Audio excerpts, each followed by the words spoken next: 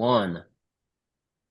All right, ladies and gentlemen, Preseason. welcome back. Welcome back to episode two of the Bear Down Breakdown podcast. I am joined here with Gustavo Arriaga and I am Ronan Clark. Today we have some pretty fun guests coming on and also a guest appearance from my glasses. I can't really see right now. I don't know why. I think I got poked in the eye. I got poked in the eye like what, last week? Last weekend? I told you that? Yeah. Whatever. But we got some pretty fun guests coming on here. We got Barstool Sports White Sox Dave. He's going to be coming on. We're going to be asking him about the current ongoings of the Bears. And then following after that is going to be Mr. Harrison Graham of Chat Sports. Now, Harrison has been a guy that I've been watching for a long time. And I know Gustavo has been too. We have been fans of this guy for a minute. And he's kind of one of the more underrated content creators out there, especially with Chat Sports. But he runs an amazing show over at Chat Sports. It's Chicago Bears now, right? Yes, it is. Yeah. So, we're really excited to have him on. He's honestly one of the smarter Bears reporters that I follow on Twitter. But Gustavo, what do you have to add to that? I'm excited. We got a lot of stuff to, interrogate him on. We gotta Yeah. ask him. We gotta ask him a funny question before he leaves. But these guys are Yeah. certified electricians. They know what they're talking about. They're They're smart electricians. Yeah. and they know what they're doing. So I'm happy to They're bring gonna them bring on. the electricity. Yeah. Yeah, we got a few things to talk about really quickly. Just regular NFL news Yes, around. let's do it. Well, so here on the Bear Down Breakdown pod, I feel like we haven't really explained what this is. We've kind of just let this be like a replacement for the show, and that's not really going to be the case. Well, technically, but here's what's going to happen. So we'll start this as a segment. Uh, so, ladies and gentlemen, the live recorded show will still be going on. It's going to be very situational. So, we're going to let you guys know a couple days beforehand if we're going to have the live show or if we're going to have the podcast. Now, that's going to be very dependent on guest schedules, on just different things that come up. Like, I'm going to be working in an internship this summer. Gustavo is going to be working this summer. We're both going to be a little bit busy. And so, making that 4 to 5 o'clock time frame is not always going to be easy. And I know a lot of you guys have been following us for a minute. We have a good viewer base, especially in the Lincoln Park area with the radio. And so we're going to continue the radio, fear not. But just for the sake of being able to have these people's schedules align with us meeting up with them, and then B, also just content wise, it's so much easier to make content with this because you can see my face, you can see Gustavo's face, you see everybody's face, and it's like it works. But we're going to still be having the live show. So tune in, Radio DePaul Sports Entertainment. They get on us about that. Radio DePaul Sports Entertainment. It's not a network, it's entertainment. But a lot of fun things coming. We have Greg Gabriel, who's going to be coming very soon. We have who else? Herb Howard, Him as Taylor well. Dahl. I reached out to Tariq Cohen. That was one. That'd be Maybe, great. maybe that's a long shot, but we got a lot of different guests that are going to be coming on. Got a lot of cool people. We also have a segment that we're going to be doing. I'm pretty sure next week, right, with Mr. Master Antonio, Yes. where we are going to begin going over the business side of the NFL. Now, one thing that I've wanted to do for a minute now is to start a segment where we talk with business professionals in the NFL about contracts, salary cap, the movement of stadiums, different ticket sales, stuff like that. So bringing on Mr. Master Antonio is going to be, I hope I'm saying his name right, is going to be a very fun segment for us because we're going to ask him to break down basically how these contracts work, what we should expect with the salary cap increase, some different niches of contracts that maybe people don't know about. And so with that, we're going to basically make that segment into like the business side of things, which is going to be really fun. But Gustavo, how are you feeling about that? Excited. I want to bring him on. I Hmm. know we were originally going to have him on this week, but we got a little cluttered. We got a lot Yeah. coming on. I think when we bring him on, we really got to put an emphasis on these new contracts that are coming on because you Oof. Oh no. are nothing that we've had to Your say. connection cut out there for a little bit. Of Oh course, as no. soon as we This start, is going to be an issue, isn't it? It didn't cut pre-game, but now it did. But you and I both know that the contracts are out of hand from now Mhm. and the past 20 years. 20 years, what these guys are getting to be backups are what they used to get at their max contract. So we Mhm. know how it affects everything, and I'm excited to get his view and to see what he Mhm. thinks about it because these guys are making over 20 million a year to be what, like a backup guard at some point, or even Not like a quarterback. electricians. They're not being Yeah, electricians. I know, man. And before then, like these guys would get 20 mil a year and be like, wow, they're getting overpaid. That's different now. So I want your opinion on that before we go ahead into the NFL roundup news. Yeah, I mean, I just think as more money comes into the league, you're going to start to see bigger contracts. I'm hoping a lot of that money goes towards the running back position, which has been severely undervalued Yeah, recently. But a big thing that just recently happened, George Pickens, that was a surprise, especially yeah, for what they traded him for, a third yeah. round pick for a guy that was picked in the second, produced as a number one receiver, and then should have stayed in Pittsburgh. But they were saying that they wanted to have a fresh start for both sides, which I think it clearly signals that. And also, one thing that I'd seen was that there was a list starting with Martavius Bryant going all the way down to recently with George Pickens, and it's been Steelers receivers that have been traded for conduct issues. And there's a lot of them. It goes Martavius, who is it? Martavius Bryant, Yeah. Antonio Brown, Juju Smith-Schuster. Now you have George Pickens. It feels like maybe what we once thought culturally about the Steelers is not true. The player's coach that is Mike Tomlin maybe isn't that much of a player's coach. Maybe he is a player's coach in the sense that he lets the players walk all over him, and then it builds a culture of, hey, everybody's on the same playing field. But it's so confusing. And, Mike Tomlin being such a respected and successful head coach, it's shocking to me. And, I want to get your thoughts on this because it's really freaking shocking. Like the amount of receivers that have come out of the Pittsburgh Steelers that are just arrogant divas. It's ridiculous. But what do you think about this? Yeah, I was about to bring that up. It's always crazy Yeah. how Mike Tomlin is hyped up to be this like people's guy or this culture builder, all this Hmm. nonsense, but yet they always end up in the same spot every year, barely above over 500, knocked out in the first round, and they end up throwing temper tantrums all throughout the year. That doesn't do anything. It doesn't move the needle for them, that's for sure. And when you have these guys, and I can think of players outside of receivers like Najee Harris at some point was crying for more touches. I remember Mm. that. And then fans were getting mad at him. Then we've had lineman issues before. I Mm. think if you remember with the what was it, the Eric Ebron situation at some point too, everybody was Mm. losing their Yeah. marbles over Yeah. him. Mm. And then even like unfortunately Ryan Shazier, like he quite literally got paralyzed. Remember that? Hmm. And fans were still turning on him. They were like, "We drafted you, and this is how Seems you like a hurt." toxic fan base in Yeah, Pittsburgh. and I feel like it kind of meshes all together. Like, what are we doing here? So I feel like as of late, not from like the Ben days or like this Randall L days or It this seemed like there was a little bit Heinz more Ward of a days. leash on the Yeah, Big Ben days, and that I feel like a lot of that came from Roethlisberger. But yeah, as it's they gone started to now. get uncompetitive and kind of slipped into that mediocrity, I feel like he let that stuff slide. And then when your best receiver, which is Antonio Brown, starts to do that, he kind of has to let it slide. And then he gets traded to the Raiders, and then you have Juju, and then Mhm. Juju, they're struggling, he lets it slide. I don't think he would have let that slide with Pickens. Like Mhm. the stuff that he Absolutely. was doing, like just the stuff that George Pickens does. I think, it's really odd. It's very odd how He's had these issues George, before in Georgia. yeah, it's very odd that they just let him do that. And they let him just be this loose cannon where he's like, you saw the video of him doing the WWE move onto the pile after the interception. Like, what the hell are you Oh doing? my There's God, so man. many different instances. Bro, I'll watch the stuff that he does. Be like, what the hell are you doing? Like, are you trying to lose your team this game? And it was the same thing with Juju, where like he's like celebrating, and I then was you just about got to bring that up. Time was crunching down. How do Chase we forget about Claypool, him? who's like celebrating while they need to go. It feels like in the receiver room, when a player starts to perform really well, they let stuff slide.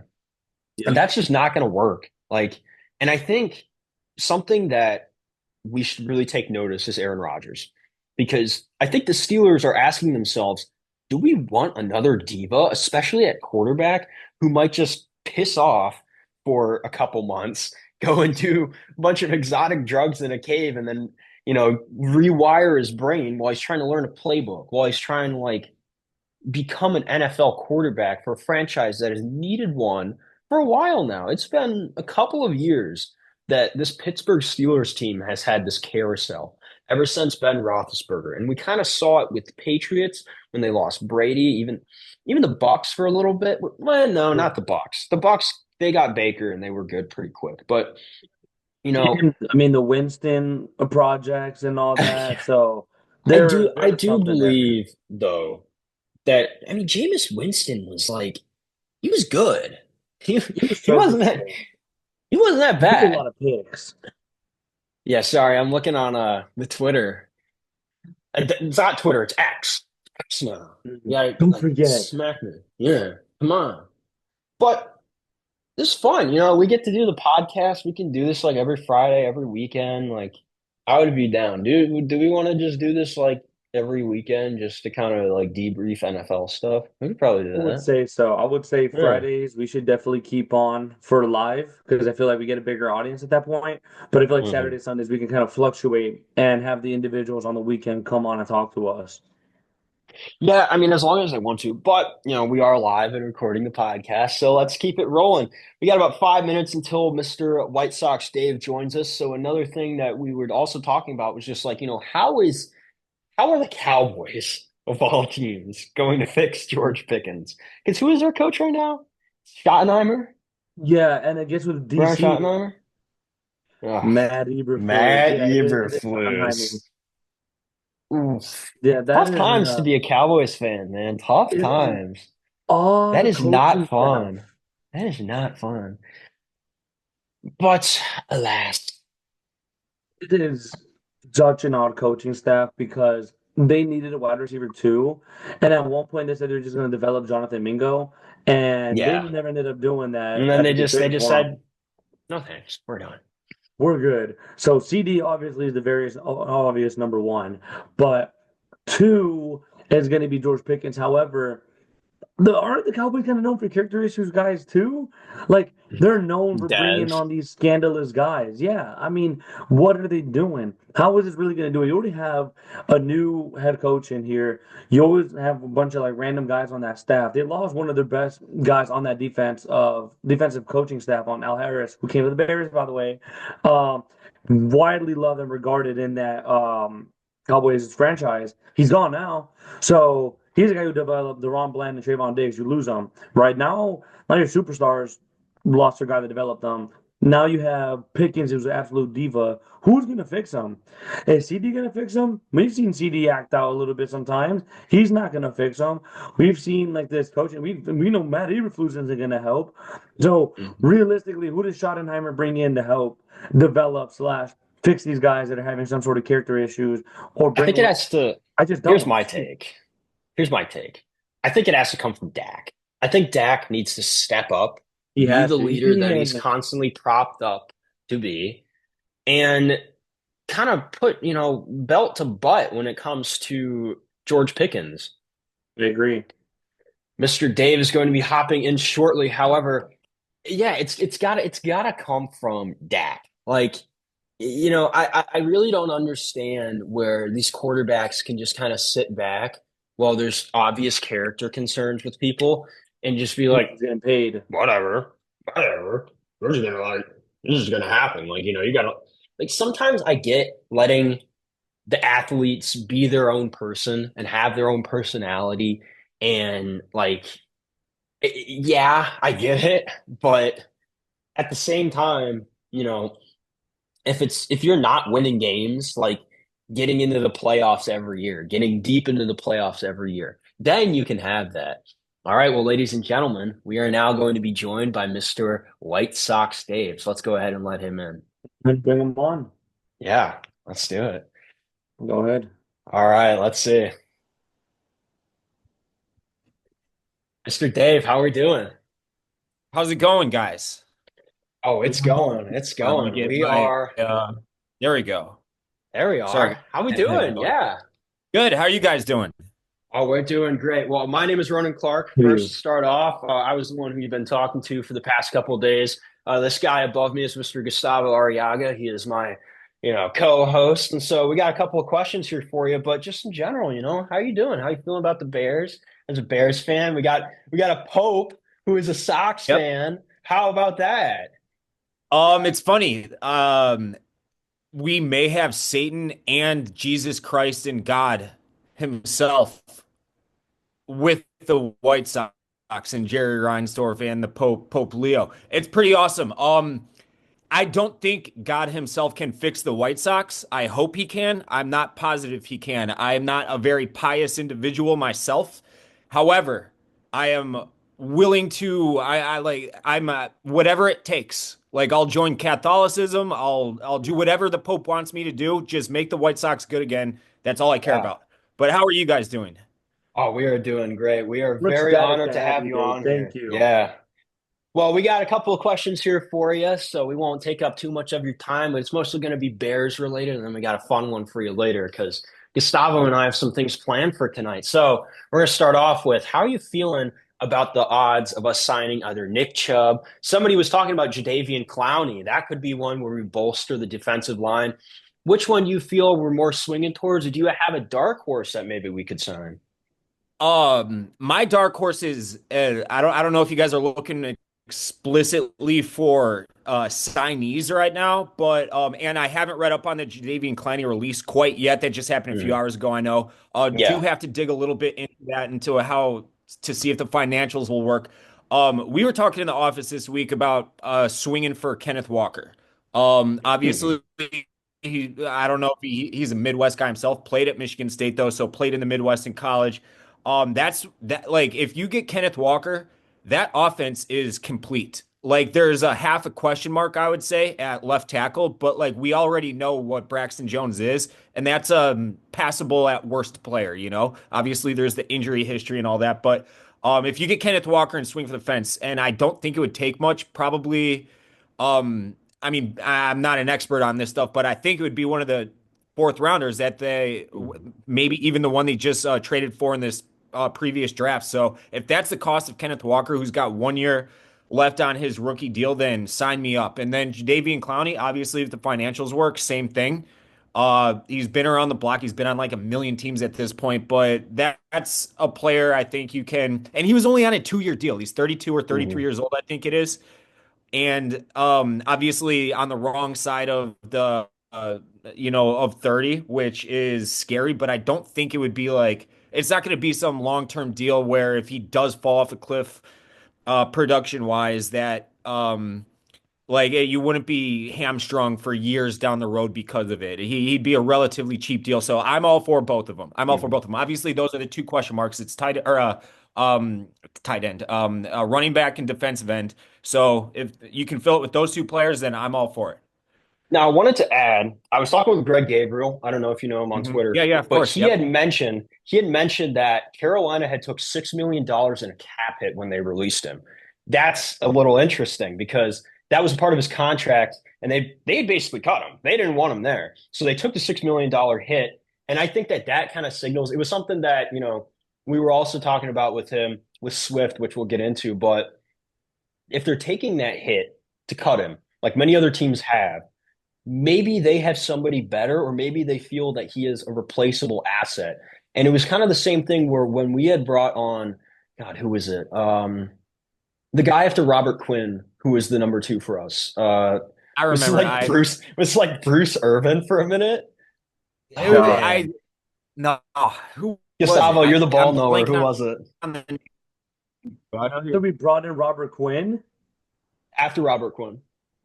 Oh my God. Yeah, we got to go far back for that. You sure it wasn't one of the drafted guys, right? We signed them on a free agency. No.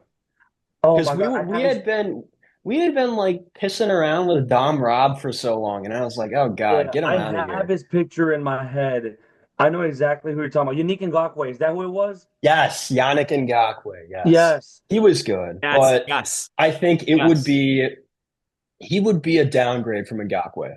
I think, Clowney, just with he's out of his prime, he wasn't terribly productive at Carolina, but especially with the cap hit, that is He very had five and a interesting. half sacks last year. Yeah. I think, that's It's good, but definitely just interesting. yeah. Yeah, but like even with that Carolina defense, he kind of got promoted to that role. But Gustavo, speaking of, we were talking about rookies. You want to ask him about the rookie numbers? So we've seen the rookie numbers today. I'm assuming you have as well. Rookie mini camp started today. We'll kind of touch on that in a minute here. So there has been a little bit of attention on Luther Burden's number 87 in his interview today. They asked him why 87. He just flat out told them there weren't any cool numbers left. How do you feel about that? Do you feel like it was all fun and games, and there's like, unfortunate, Bears Twitter, they're always raging about something, and they weren't happy with that response. What is your feeling towards that? I mean, who cares in the end? It's a number, you know. I obviously like I played sports all through college and everything. I would want my number, What'd you play? but that's I played baseball through There you college. go. Yeah, nice. Um and It I didn't didn't level get up. I've been number 24 for everything, baseball, football, all through like when I started playing football and baseball when I was an infant all through high school and college. And then my freshman year of college, I was like 57 or so. I don't even remember. It was some weird number because that's the breaks. You're the new kid on the block. You get the lousy number. So, yeah, we're the Bears Twitter. I didn't see that actually. They were pissed off that he was complaining about it or that he got that He's number and he always should have got. upset. Yeah, Yeah, they're just being they're poopy about the number. That's they're it. always raging about something, which I find That's ridiculous. how it goes for every organization in every sport ever. The It's rookies ridiculous. and the freshmen and the transfers and the new Yes. kids on the team get the lousy numbers. The veterans Yeah. on the team get first dibs. That's just how it hmm works. So many non-ball knowers on Bears Twitter, I It's swear. You'll yeah, see. that's Did you that's see the weird guy who to wanted to trade DJ Moore for a third to Pittsburgh? Oh my God, Pickensburg. Do you follow Pickensburg on no. Twitter? That I guy, mean, he man. obviously he had a down year, but like what? Yeah, He's it's told the ridiculous. next 4 years, if you want him. Am I correct there? He was on a Yeah, 5-year Correct. deal. Yes. yeah. And there was And so another four name more on there. years, and yeah, that's I'm not trading DJ Moore for anything more less than a first and some. hmm Yeah. Not right now. He's worth the Bears than the picks they're going to get right now. They need him. They need him to be that star receiver, and I think he's going to be. I think he's going to be Now, speaking of again. future stars, what are our stat predictions, or just what are you expecting to get from Colston Loveland and Luther Burden this year? Are you expecting them to really step into a prime time role, or do you think they'll kind of be demoted to kind of getting adjusted to the role, maybe playing a two role, three role in Burden's case? How do you feel about that? I mean, this is if this were a baseball interview, I would break down everything statistically, mechanically, analytically you Mm. guys wanted. This is probably a question I should be asking you guys. Mm. Because I didn't like I followed the draft up until like, the first 30 picks Yeah. and I had in my head that the Bears were going offensive line, defensive line, pretty much no matter Mhm. what. So I didn't look at any tape or any like read into Loveland before the draft much because I just in my head I was like, no way do they pick a tight Yeah. end. So and then obviously I was in Italy for the draft, as you guys know. So I'm playing catch up myself. But the descriptor I saw someone use, I actually want to say it might have been Greg Gabriel. Mm. Um, speaking of the devil, was that he's a matchup nightmare. Mhm. Cole Kmet also headed down here, and Cole Kmet's a buddy of mine. Um, Cole himself would tell you, he's like, I wasn't good enough last year. And I would assume this is going to be a wake up call for him. And we just had um Kyler Gordon in the office a few hours ago. We interviewed him today, and he's like, dude, the new coaching staff, it's like you're here to work. Like Mhm. it's no joke. It's like it's a night and day difference. It's no joke the how what your expectations are. What's the quote we've heard? No, no block, no rock. Yeah, no Um, block, no rock. Yes. yeah, no Yeah. block. I think that's what it was. No block, no rock. So if he steps in and he is doing the little things right, which is what it sounds like the coaching staff is looking for, to do the little things, and once you perfect the little things, all the rest will come behind it just naturally.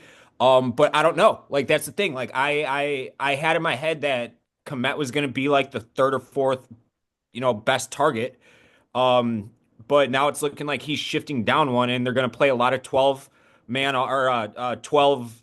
What am I? 12. Personnel. Yeah, Personnel. personnel. I Yeah. was going to say position and then 12 man. I'm like, what? 12 personnel offense. But like that, it all comes back to the running back position for me to bring things full circle again, because like I would like a running back that can chew up 4 yards, 5 yards at a time, and that's not DeAndre Swift. He is not the type of running back that I like to watch play football. I like someone who can put his head down, bow his neck, and break a tackle. That is not him, and that's why I say he stinks, even though if that's not actually the case. I know he's productive to about 1,000 yards. He's okay-ish, but like I want someone who can go, and that leads back to the 12 personnel. Just go and block, and be a first and foremost block for the run game, block for your quarterback, make sure he's not getting killed, and then everything else is gravy on top of it for the rookies, in my opinion. Like if they end the season with 700-800 yards apiece and 4 or 5 touchdowns apiece, that's awesome. For third, fourth, fifth, in line for pass catchers. So that's where my head's at without like digging into it too deeply quite yet. Now, you had mentioned that you were friends with Cole Kmet. You have probably seen on Twitter he's getting a little bit of smoke. There was kind of a civil war that was going on Bears Twitter. We had covered it last week. We had Infanti and who else was it? We had Zach Pearson on. We got their Dubin. takes on it. But do you feel that Kmet is they're trying to send a message to him by drafting Loveland? Do they maybe feel that, hey, we don't have that confidence in you yet? Or maybe do they have that confidence and they just want him to take that step, but they don't want to tell him to? I think that it's probably more the latter. I think they have confidence in him, but I also think they know what he is and that we know what he is as an NFL football player at this point. Like he's a 10th-ish best tight end in football, probably. Maybe a little 12th, 13th, maybe the 8th, ninth, give or take a few. But and that's fine. And he's a fine football player, but if it seems like, to me at least, that they targeted someone, they obviously, there wasn't, like I said earlier, there wasn't a lot of smoke behind Loveland prior to the draft. And even like we heard that there were reports of phones ringing off the hook when and they all stopped when Loveland got taken. So the league probably thinks really high of him, and I would assume the Bears were like, that's a guy that's just gonna be a nightmare for offenses. Let's go and get him, or for defenses, let's go and get him. Like in spite of what we already have, which is a pretty good tight end. So that's where I think their head was more at. But at the same time, this does send a message to Cole Kmet, whether they intended that or not. You know, he is going to have to step up, and I mean I think he's only guaranteed money through this season. So if he wants to be in his hometown team the rest of his career, then he's going to have to put up a big year, and he's going to have to block well, which he didn't last year, and he's going to have to be that tight end that he was 2 3 years ago. In the last show, actually, I'm very glad you did. He does have an out in his contract next year. So if the Bears truly did want to, I guess, kick him to the curb after this season, they could. However, what do you think he has to do in order to stay on the team? Because this is a new regime. They didn't draft him. They have no loyalty to him. They have no allegiance to him at all. So, and especially with Ben Johnson, like you saw, Kyler even mentioned this is completely new staff, new regimen, new everything. What do you feel like is an acceptable performance in terms of like, hey, you were always running routes, you were catching. Do you feel like he's gonna be more of a refined blocker now and let Loveland take over as the pass catcher, or do you want to see them both just bolting down the field and make plays for Caleb? What are you kind of looking here for him to guarantee another spot next year, because they can easily kick him out next year? I'm gonna stick by the adage of no block, no rock. Like I can't stand. It doesn't matter if it's baseball, football, basketball, hot. Like if I see, and this happens regularly. Like even though we're not professional athletes, we know when professional athletes are performing poorly because of bad fundamentals, or bad positioning or bad placement of their hands or whatever. Like we can see that even if we can't do that well, you know. And Cole Kmet did not block well last year. He did not block well last year, and he's a tight end. He needs to block well. And if I'm a head coach, like I said, I don't care what sport it is. I want the fundamentals down. And if the fundamentals are down and you're nice and crisp and clean and fluid and efficient with your blocking, your route running, all of the above, then the stats will come with it. So I don't want to look at plays next year when you see a replay and it's like, what the hell was Cole doing there? Put your hat on. So block anybody, you know? The guy in the other colored jersey, if he's in front of you, throw a body at him. And there wasn't enough of that last year. And I don't know if it was because the team just kind of quit on the coaching staff or they were ready for the offseason because they knew they were cooked after the Hail Mary against Washington. I don't know. But it needs to change. And if it doesn't, Cole's not going to be in Chicago, his hometown, for the rest of his career, which I know that's what he wants. And why wouldn't he, you know? Hometown for sure. I remember the exact play. There were so many instances. There was easy times when we just needed 2 yards, and I saw Kokoman just turn around and drop it. I'm like, at one point, he was known for the best hands on the team, and we rolled out there with Dante Pettis, St. Brown, and like random guys at receiver. Oof. So we The kind of struggle bus. The struggle Yeah. bus. Bad couple Terrible receivers you time. just named. Yeah, Oh there were God, starting that's like receivers. PTSD. What the They were hell? starting for us week God. 1, 2022 against the 49ers at home. And Kokoman was our best surefire option at hands. And I remember looking at times, specific game when we were holding on somehow back at home, and it was against the Lions. We were actually kind of, pushing with them. Obviously ended up beating us, but like Kokoman had it, little out route, maybe swing route, whatever we had to do to him, and he drops it. And the ball, granted, was a little bit behind him, but I'm like, come on, you're 6'6", big frame. You were known to be your number one option at some point, and this is what you do: you drop it, or you've seen so many blown blocks, blown assignments, or sometimes I've seen them just get flat out knocked on his ass. I'm like, you're 6'6", 250. What are we doing here? Do you think is able to make even some of those mistakes this year, or how ridiculous do you think it'd be if he does the same thing again this year? I'm not gonna lie, you're like the first 30 seconds of that question completely cut out. So I'm trying to Gustavo, walk no. to my No, Gustavo. the towards my Wi-Fi router, stellar. so I got a better connection. But Buddy. I heard that you were talking about Cole Kmet dropping passes. Yes, I don't think you should drop passes. I'm sorry, I didn't hear like 90% of Easy that question. enough. It's all Easy good, enough. but I basically just let it up saying he was extremely disappointed last year, and you wouldn't see that before with him. So I'm just saying, are you hoping that he really puts it together? Do you think personally, as his friend, he's working harder than ever to not let No, that yeah, happen no, again? no.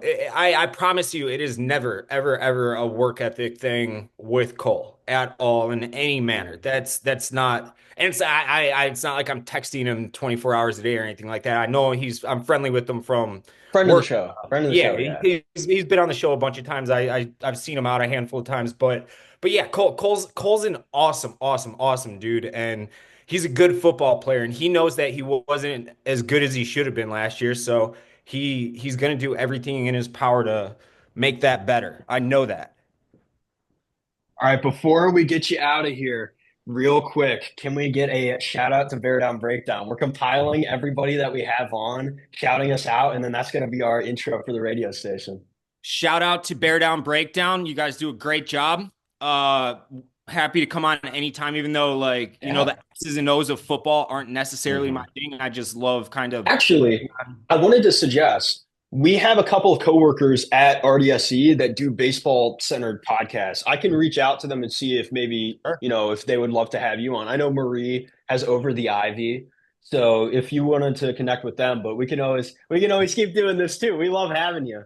So, but this has been awesome. Yeah. Of We course. appreciate you and your time, man. Yeah. Yeah, happy to do it and keep doing your guys' thing, and we'll catch you guys soon. All right. All Thank right. you, man. You are the We best. appreciate We you. appreciate We you. appreciate you. Yep, we'll All catch you right. guys soon. Thanks for having me This on. guy's Take an care. electrician. Thank you. Yes. Let's go. All right. So that has This been guy's an White electrician. Sox Dave. That was fun. I Oh know. my We got God. the electrician out. I But know. that's fun. That was You fun. forgot to ask him the question before he left. No, You I didn't ask the pickup forgot. line. Dude, you were also supposed to ask him about number 4. I texted you on the chat Oh, about I the. didn't. He would not. I don't think he would have known about the UDFAs. I kind of, Regardless I of kind of minicamp, personally vetoed because that. he said But that's Kyler came in here awesome. talking about That's minicamp. awesome. That'll be fun to have him on another time. Oh, But that'd be great. yeah, this has been fun. We had Mr. White Sox Dave on, and so in 15 minutes we're gonna get Mr. Harrison Graham on. So what should we talk about in the meantime? In the What should meantime, we ask him if he chat? wants to come on earlier, just in case. I can, yeah. No, let's stick to schedule. Let's I'm just not saying, push ask him him for if early. always if you want to be like, hey, we wrapped a little bit earlier, we can bring you on a little bit Yeah. earlier if you like. I ask him right now if he likes. If not, cool. If so, awesome. But in the meantime, Hmm. I will kick off conversation here. Sure. Since he I'm gonna was go get touching on it, some water. go ahead. I was touching on it for a minute here, and I remember seeing so many disappointing plays that Yeah. it kind of comes down to the fundamentals that he was talking about. Like, if you can't even get the fundamentals down, what are you doing? You're a Hmm. professional athlete, and we may not be on that field, but we know when something's wrong. Why are you not setting your feet? Why are your arms higher than it should be? Like, there's no reason for Yeah. this guy to be way taller than you, and you're not working at pad level. Sometimes it would be just like pushing down in the stomach. It's not going to work. You have to get down Yeah. fundamentals. You And got to get it. You got to get up under the pads. You got to be an active blocker. I know the audience can't see me. I'm coming back around. But one of the things that we learn, I used to play linebacker, by the way. Should I go get my jersey, my linebacker jersey? yes, Yeah, let's we switch on. have I have this is Jack credentials. Sanborn. This is Jack Sanborn right here, everyone. I was close. I had number 59. I He can was pull up a picture 57. too. I know, but I was 56 my Oh, freshman year. really? Yeah, there we go. Here, Oh let me boy. pull it up on my Instagram. I had Pull it up, dude. the drip over skill. Let's hear Remember it. the drip god? I Have you seen do. that post? My football post? Yes, yes, I do. Yeah. I do remember that. Oh my gosh, what a time that Yeah. was. Drip god. Look at that. Here he is, Buzzcott Ronan Clark. Tough as hell, dude. Like, would you even recognize that this is me? No, Like, it's dude, just crazy. Buzzcut. I actually didn't have a buzz cut. It's really funny. So back when I played football, I wasn't the best. I was really good. But what we did when we were juniors was, I think most sports do this, but before we go to playoffs, we go in state every year, by the way. But basically what we did was we'd go to these like house parties and we'd do some like, fraternizing with each other. And then before we went to playoffs, we would always do the bad haircuts. That was kind of our tradition. I know swim people, they bleach their hair. And Oh so no. I I remember one guy, he got like ram horns all around his side. He was in What my the? linebacking core. He had like ram horns and then like the friar cut. And then another guy also just got the straight up friar cut where it was like a bowl. But I actually got a good one. I got the Mr. T cut. Now, for any of you who don't know Mr. who Mr. T. T is, it's basically like a mohawk down the Oh middle, no. but there's a fishtail like at the end. So it's kind of like a mullet, but a mohawk. And so what they did was they just went "Wow," and shaved all of that off. The guy who was shaving me was actually he was an amateur barber. It was really funny. Shout out Coos. But oh man, I was looking tough, and in that picture, I got the X's, I got the little shiesty, dude. I was dripped out. I had my hands taped. Man, that's high school football was fun. Yeah, I was 56, and then I was 59, and then at one point they stuck me with 64. I was like, what the What hell? kind of what Dave was talking about? Remember how he was Yeah, 24 all year long, came to like, more professional level at college. Guess what they gave him? 54. yeah. Well, it was also because this we were a no cut team, right? And so what happened was we had around 120 people on the roster at a time. So people had to share jerseys and What but we were the? so good. We were like one of the very rare no cut teams for some reason, even though we were always the best in the state. And part of the strategy was it was just like attrition. We had so many people every year that were You were usually pretty behaving like good. an electrician? Yeah, we were some freaking electricians, and it was I great. like But you guys were man, electric on the we field, huh? I gotta start telling all my stories that I tell you on here, like the ones that I can tell, because there we did Yeah, some fun stuff. We did some fun stuff, high school football, yeah. like Tell everybody for any about of you who's that who's Bears legend sons you played with. I was just about to bring that up. Yeah, I played with Olin Kreutz's kids for a little bit, James and Josh. They both play at Illinois right now. I think Josh is slated to go the third round next year, but Hmm. Josh was good. Josh was nasty. Yeah, both of Yeah. those guys were like intense, very very nasty guys. Like they got on my ass a couple of times. I remember I was doing some stupid stuff, and they got on my ass about that. But they're very much like their father, and we had a team dinner there with them. It was fun, nice people. But yeah, yeah. I mean, high school football, a lot of fun, dude. Like, if you're a kid and you're looking for like camaraderie through sports, I remember I was having a conversation about this in my what is it? What's LSP? Have you taken LSP? Not taking that yet, The race surprisingly. resistance and power class. I have We were not. They talking never made me about take it. that. And we had brought up something really interesting, and I noticed that with football. And it was like some of the most diverse aspects, or no, some of the most diverse communities that you will find growing up in anything is always in sports. Like, if you leave people naturally, like they're not really going to mix. But sports is the ultimate, like, you will get to know every type of person from all places. Like, I made some awesome friends out of that football team. Nobody that I still hang out with, like I still talk to them, but awesome friends out of that. And it was great. And it's truly one of those things where you like come together as a collective under one goal. Like that's something that, like it's hard to replace. And it's hard, like, having that common goal where it doesn't matter, where you come from, what you believe in. It's really nice. And well, the older you get, the more you miss organized sports. Like, dude, did you ever play high school sports? High school was terrible, so they didn't bring anybody on. Really? Yeah, yeah, dude. Dang. It was like the same select few people, and they're like, "All right, anybody new who tries out, like you got to pay a crazy sum of money." And I was like, "I'm good." How mu- how much did they ask you to pay? I'm trying to remember because they made you pay for basically everything, bro. Maybe like more over a grand or something for like a couple of things. I don't know. Yeah, To try out? I'm pretty sure. They Yeah, made you pay over a grand to try out? it was crazy, man. There were some What? crazy individuals, man. I tried out. Well, we didn't have tryouts. I did Yeah, it you just mostly showed for up and ended free. up on the Yeah. team, dude.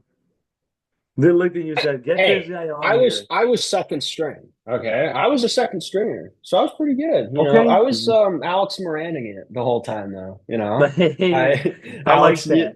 yeah, I was Alex Moraning it during high school. Like, You know what? You had to do you what you had to know, do. Now, I was good enough to be number two, but I was never good enough to be that number one guy. And there was always somebody like just ridiculously better than me. There was this guy.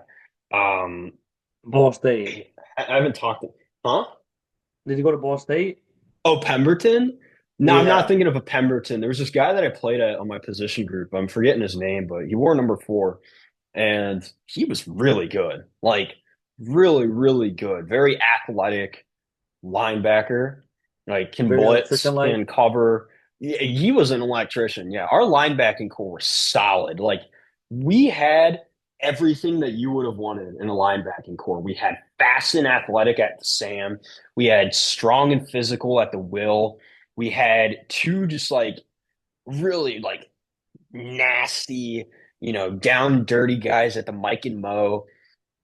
Our corners weren't afraid to hit. Like, our corners were good, and we had a bunch of white guys playing corner. Our D line, like, there's always some big guy that would come in. Like, we were pretty dang good, and all of our guys, like, they were very well rounded. And I think that's one of the key reasons why we won. And then when somebody went down, it would mix up like everything, but for the better. Like, it would always mix it up for the better, which I found very I interesting. like that. But yeah, I might have to take a leak though. I'm not gonna lie. I will Not we'll mid pod pause you. though. Not mid pod though, do I? Yeah. Yeah, it don't matter. He's Just not because, on here just because, yet. just because we got Harry Graham coming on. So I'll be right back. If you want to talk Keep to it the audience, going. so keep it I'll going. talk to the audience. Just set Yeah. your headphones down. All right, keep them going. All right, we'll keep it going. Everyone, we are back. We are here. We're locked in beyond belief. We got a few things going on. Ronan and I have been talking to a couple individuals. We hope to get Moriano back on the show, actually. I know he was pretty interested in coming back again. Um, News has been meh as of late. We got rookie mini camps, rookie numbers, different players trying out for us, like the UDFAs. So we got some things to look forward to. My main concern is, though, the lack of addressment at the edge rusher position. We didn't take a single one, I believe, this entire draft. I honestly thought we did it. We would have done it already. We had a lot of chances to take them in the second, third, or even fourth round. A lot of these guys fell, didn't take a single one, which is utterly disappointing because when you think about it, if Montez were to go down and he's had his fair share of injuries, who's coming up behind him? I don't know if I trust Austin Booker yet fully enough, despite having a full offseason. Dio is probably going to stay on his one side. I don't know if I trust that enough. So if we're looking at Dio and Austin Booker now, if Montez were to go down, how would it look? Because behind them, there's not really much people or depth in that position. So I'm trusting in Dennis Allen to develop some more of the guys we have, but I'm kind of disappointed how we didn't address the DN and edge position, either via draft, trade, or free agency. So I'm hoping we did a little bit more in terms of depth pieces. So if we were able to land Jadeveon Clowney, I feel like he'd be a perfect piece behind I either don't like that. Dio I don't or like it. Montez. I think Greg brought up a really good point on Twitter. So props to Mr. Gabriel. We're But bringing him on soon. yeah, he's coming on in like 3 to 4 weeks. He's got some personal stuff he's going through. We won't get into that, but he told me he's got some personal stuff that he's dealing with, and We'll let him we'll do his even thing. be, yeah. But I he had mentioned how they took that $6 million cap hit to release him, and that's good money. You could sign a low tier player for that money, like if you need a kicker. So it's kind of strange that the Panthers would give up on him like that. I feel like it has to signal something, just at least productivity wise. Maybe he's not showing up to practices.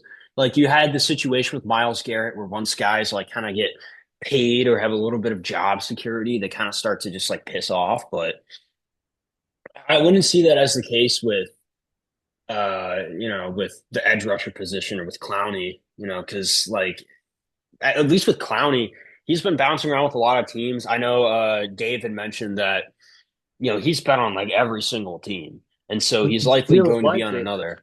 Let me Yeah. test you. Could you name all of Sure. them in no order? Okay. So it's Texans first, Yep. and then He got it was the traded. Ravens. It was the Ravens at one Yes. point. Panthers. Yes. Um, I want to say Titans. Or am I What'd you say? is Titans? Yes. Titans. Uh, You're missing how a many big one. more First team was traded to. first team he was traded to? Yeah. So he went to the Texans, and then he gets traded.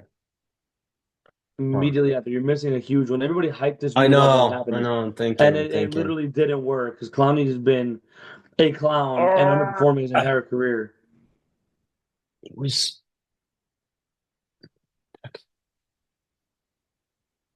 I'm racking my brain here. You're missing Not the two. Bucks, not the Bucks. Nope. Nope. You Um, got not Texans, the Titans. Jets, You got Ravens. not the Bills. Nope. No, not the Patriots. They wouldn't You're do missing that. two. Okay, Don't let's you see. dare look it up. No, I'm not. I'm just seeing if Harrison Yeah. is It will be time on. soon. Yeah. Send him a Mr. courtesy G, message. Mr. G. See, Yeah, you no, just, I sent him one, but Texans where? you got in Texans, Oh man, I feel so stupid. Titans, Ravens, and Texans, Panthers. Titans, Ravens, Panthers, Missing two. missing two. Um, Give me a division. I feel like I would give it to you. You're probably get it instantly. NFC West. NFC West. Trying to think of the teams in there. You NFC bugged West, out. that's That's 49ers, Rams, Niners, Rams. Seahawks, and Cardinals. Oh, the Seahawks. There you go. How'd you forget who we Seahawks. traded to? Because the Seahawks don't matter. Well, now we have Mr. Harrison coming on in, so let's let him in. All right, the last one was the Browns, by the way. The Browns? Yeah, you Really? He was forgot on the about it. Browns. He Wow. I was didn't he know was that on he the was on the Browns. Browns. Well, ladies and I didn't gentlemen, either. we are very happy to be joined by Mr. Harrison Graham. This, Harrison, I have to start off with saying this is genuinely such an honor. I've been watching your content for like almost 3 years now straight, and you have genuinely been one of my biggest sources for Bears information. We had told this to Swifty, but I was going through some rough times in 2023 and just watching you guys' content, you, Swift, the Windy City Prods. You guys were amazing. So I just have to give you guys some props here. I'm very appreciative they were able to come on the show and share your expertise. But without further ado, ladies and gentlemen, this is Harrison Graham at Chat Sports. So, Harrison, you want to introduce yourself? Yeah, well, first of all, thanks for the kind words. I always say if I can entertain, make one person laugh per day, then doing this for a job is worth it. But yeah, I'm Harrison Graham, Bears Now channel here at Chat Sports. Been doing this for about 6 years now, so it's fun. It's there's never a dull moment with the Bears. Not enough winning, but you know, we got the Pope now, so maybe we're Yes. back. So We just talked Yes. about that. We no, got Yeah. poked. it's Yes. fun. So We happy to were do it. so stoked. Happy to hang out for a bit. Oh man, this is awesome though. I'm truly honored to have you on here. But Gustavo, also, I think he's above me, right? Above, below. Where is he? Or is he to the Might be above side? you. I think I'm I got him above to the you. side. Yeah. Oh Okay, man. I'm on the Well, side. Gustavo, this is my co-host Gustavo Arriaga. We are both students at DePaul University. So I'm gonna let Gustavo take it away with the first question. I think you guys will share some good opinions on Bears ball Yes. here. So thank you so much, Ronan. Thank you, Harrison, for joining us today. I'm very appreciative of your time. I know you're very busy, so this is very meaningful to me. We kind of were talking about this prior to this and with our last guest, Dave. Um, Chubb and Clowney are available, and of course, Jadeveon Clowney was recently released, and we kind of have a And you need. mentioned that on your Twitter too, that you were a fan. Yes. hmm And I kind of saw that, and I want to bring it up to you. Why do you feel like Clowney would be best fit for this team now? And what do you think it would take to sign him, considering that the Panthers were okay taking 6 million in dead cap to let him go? Yeah, I don't know what the price tag would be. I kind of guessed. I did a video yesterday talking about it. I guessed somewhere between 4 and 8 million on a 1 year deal. Maybe it's somewhere in the middle. The Panthers owe him still 2 million in cash flow this year, so maybe you can get him for 5 or 6, and he makes 8 for the year. Who knows? But I don't think it'll be 10 because he signed a 2 year 20. And so if a team was willing to pay him 10 this year, I think a trade would have happened. So don't think it'll be that much. But yeah, I just think he checks a lot of boxes. He's always been good setting the edge in the run game. That's really been the strength of his. He's never really fully become that dominant pass rusher that you hope you're getting when you take a player number one overall. But he's had a very good career. I still think there's a decent amount left in the tank, and I just look at this edge group. If Montez Sweat were to suffer an injury, you're pretty thin there. Turner might kick out there, Dexter might a little bit, but I don't think those are full-time options. You're banking a lot on Austin Booker, probably already, and I still think he's a relative unknown. So I think you bring in Clowney, it elevates the floor of your room.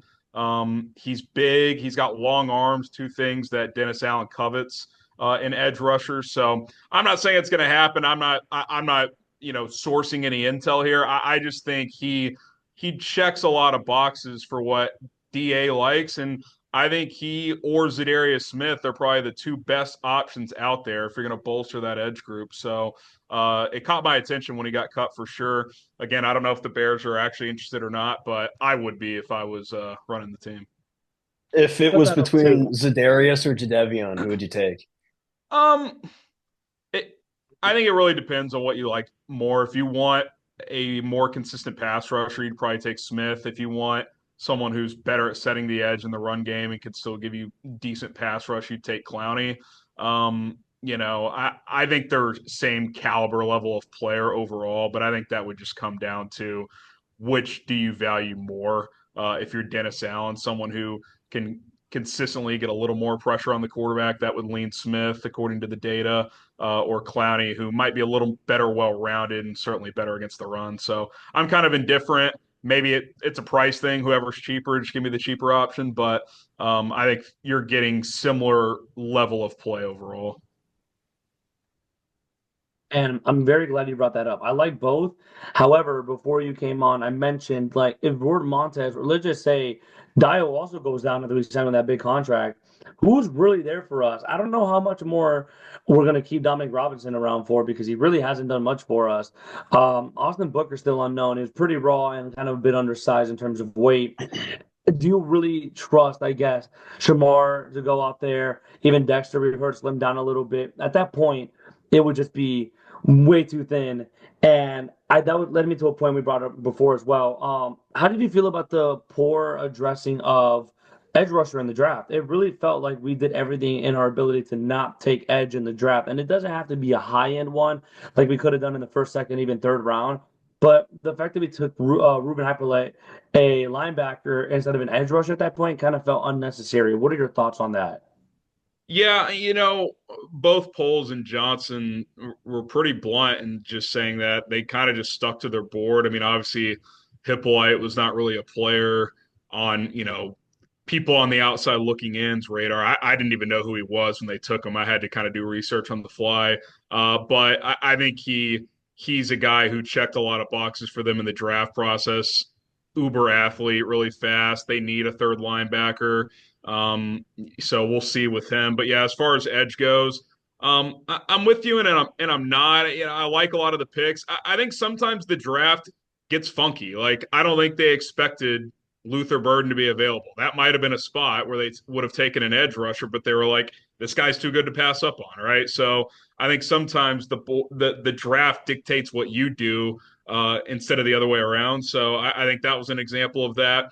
I do think Turner will play some edge, so I don't think you completely uh, didn't go that route, but I do agree. I don't think he's a full-time option. I would have liked to get a full-time edge, but it's just one of those deals where you can't fill every need in the draft unless you're just going to reach at some point. Like you kind of can if you just draft for position specifically. Like, well, in the third round coming up next, we're going to take the best player at this position, even if we like 12 other players at other positions better overall. So I think you can get into a little bit of trouble if you do that. But I do agree overall, they need another edge rusher. I mean, unless Booker takes a step, and even if he does, who's your fourth guy? Is it Daniel Hardy, who's really just a special teamer? He flashed in the preseason last year, but I don't know how much stock that carries.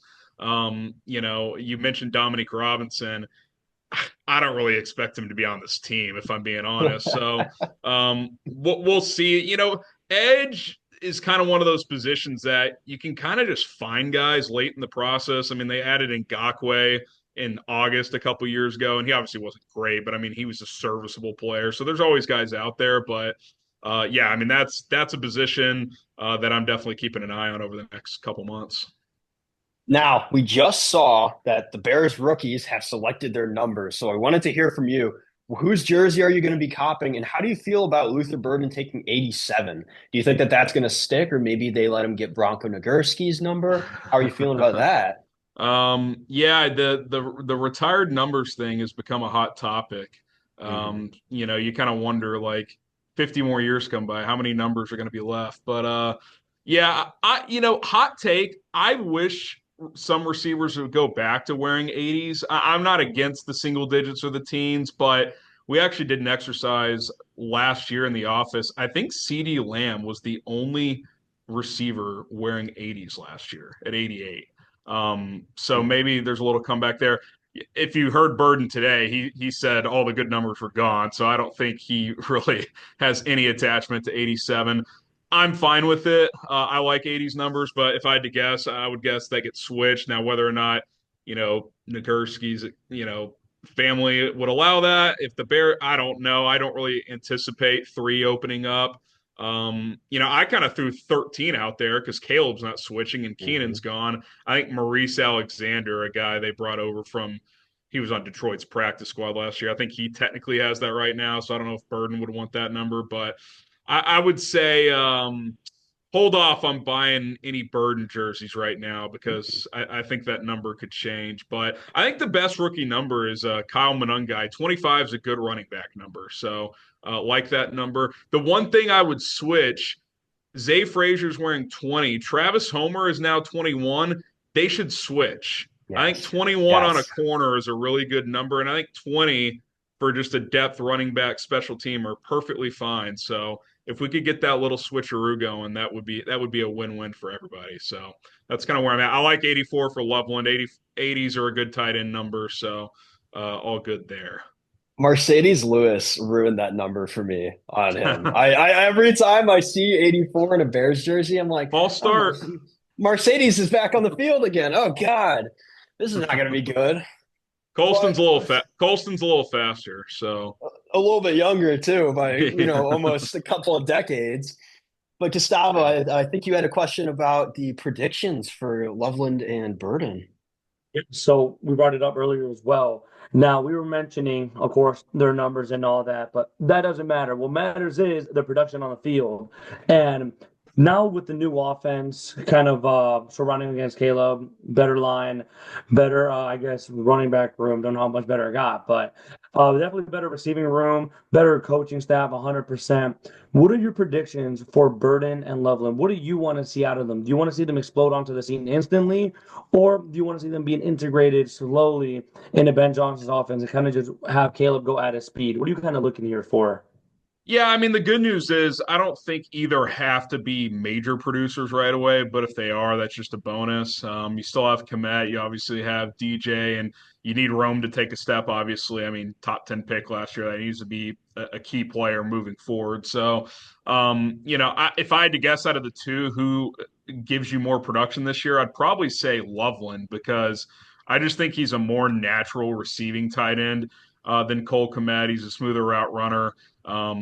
His catch radius is wider. I like Komet. I think he was misused last year, but it wouldn't shock me at all if Loveland, from a receiving standpoint, outproduced him this year. On the flip side, he's still nursing that shoulder injury. We probably won't see him do anything till training camp, so that could slow his kind of progression early on a little bit.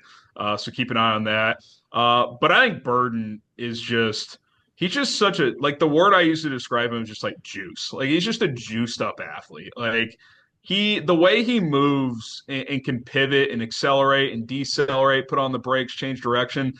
He looks like that's like what 170-pound receivers do, and he does it at 205. So he's a pretty unique player. There were whispers before the draft that maybe he didn't have the best football attitude last year, this and that. I think Antoine Randall is the perfect position coach for him. I mean, he just helped groom Jamison Williams, who had some of those question marks as well, and he's developed really nicely. So I think Burden, especially in this offense where Ben Johnson values yards after the catch. I mean, he's said it on multiple occasions. He wants guys who can do things with the ball in their hands, which is why Keenan Allen was never coming back, by the way, because he gives you nothing after the catch. But yeah, I think long term, I'm more excited about Burden, but I feel like this year Loveland could have more opportunities just because of the numbers game. But I truly believe Ben when he says, "Listen, there's no depth chart. Like it's open competition across the board." Now, that's not to say DJ Moore is going to be the fourth receiver on this team, but I do think if Burden and Loveland show in camp that they're ready for roles, they're going to get opportunities. So I'm excited about that. Luther was definitely a luxury pick, a BPA pick, but I think if you listen to him today, he's got a chip on his shoulder, not going first round. That excites me. So I think both those guys can be major, major contributors pretty early here. Now, I wanted to add on to that. The Detroit Lions, they had a very specific scheme. Jamison Williams was a speed guy. You had Amon-Ra St. Brown, kind of that security guy catching the balls. Tim Patrick, kind of a deep threat. Where do you feel that Burden fits into that role? Because Jamison Williams was the two. And what I see out of Roma Dunze is very similar to what I saw with Tim Patrick over in Detroit, which worries me that maybe he could possibly get demoted in favor of Luther Burden taking that two role. I wanted to get your thoughts on that. Just how do you see Luther Burden and Roma Dunze, their careers progressing, and where do you see them ending up, let's say, 2, 3 years down the line?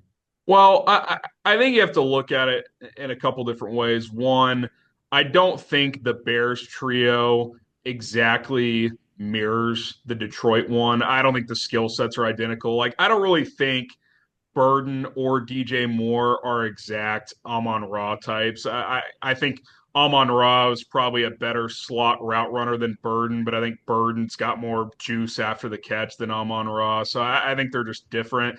I don't think there's really a Jamison Williams on this team. I think Burden can do some of that with the speed. I think really all three have over the top ability, but they don't have that just pure track speed either. So I don't think it'll look exactly the same. And as far as Rome and Tim Patrick, I think Rome is a far superior talent. He can play inside, he can play out, he can separate naturally. Tim Patrick did not consistently separate. So, as far as who's wide receiver 1, 2, 3, short term, long term, that'll get decided by who deserves those opportunities. I mean, I don't think it's, I don't think if you're Ben Johnson, you're looking at this like, well, Rome Odunze was the ninth pick last year. We got Burden 39. We have to make Rome a bigger part of this offense. Now, he needs to be a big part of it. Otherwise, that wasn't a very good pick. But if Luther's better, Luther's better. I mean, it's just that simple. So I think you'll see all three guys move around. That's one thing I do like about this trio. I think they can play multiple spots.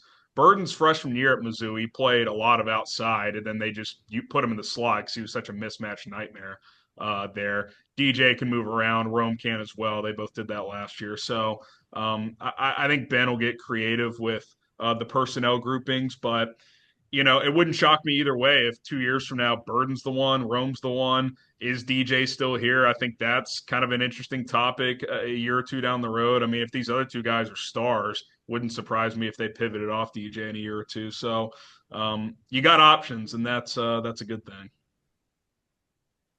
That is fantastic. Thank you. And just to wrap it up, before we go on here, because you're pretty busy, just to let you go after this. Quick fire. What is your favorite pick and least favorite pick from this past draft right here? I do like the Burden pick the best 'cause I think it was the best value. I thought he was a top 20-ish player in the draft. So to get him in the second round, and I just think he fits what Ben Johnson likes in a receiver to a T.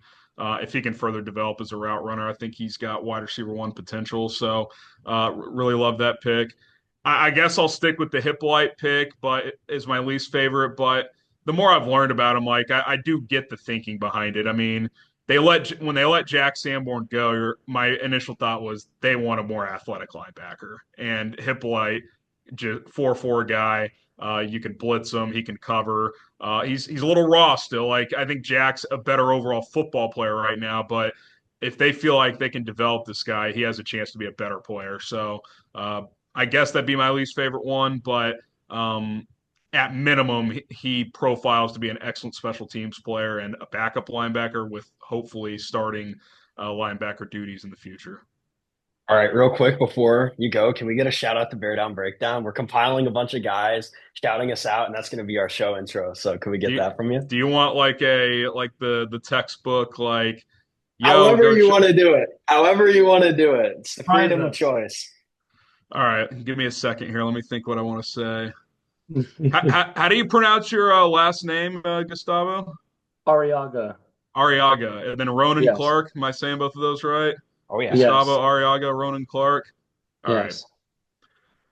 All right, guys, if you want the best Bears coverage out there, check out my guys, Ronan Clark and Gustavo Arriaga. They're going to keep you guys locked in on a daily basis. Bear down.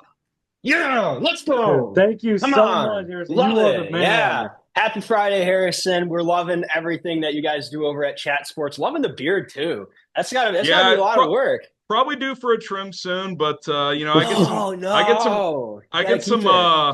get some Ryan Fitzpatrick comps, so yes. I'll take it. Yes, that's the best player comp. But we appreciate you, Harrison. Have a nice Friday and bear down. All right, take care, guys. Take care. Thank you. All right, there we go. That was big. That was awesome. Big time. Well, ladies and gentlemen, that has been a very, very great second episode to the Bear Down Breakdown podcast. We had Mr. White Sox Dave Williams on. He gave us some takes about the Bears. We had Mr. Harrison Graham on, who is honestly the best. Like I love his content. It's very straight to the point. He's not gonna beat around the bush with you. He's gonna give it to you straight, and that's what I loved about his content. And like we've been some electricians lately. We've been Been electric. electrifying. Yeah, We've it's been been very great. electrifying, man. So we want to give a massive shout out to our guest. And Yeah, just check a out preview. Dave Williams, White Sox Dave, Harrison Graham, Chat Sports. What is it? What is it? Chicago Bears now. Now, Check it yes. out, man. But this has been The best. awesome. We are your local electricians. I am Ronan Clark, and this is Gustavo Arriaga, and we are officially signing off.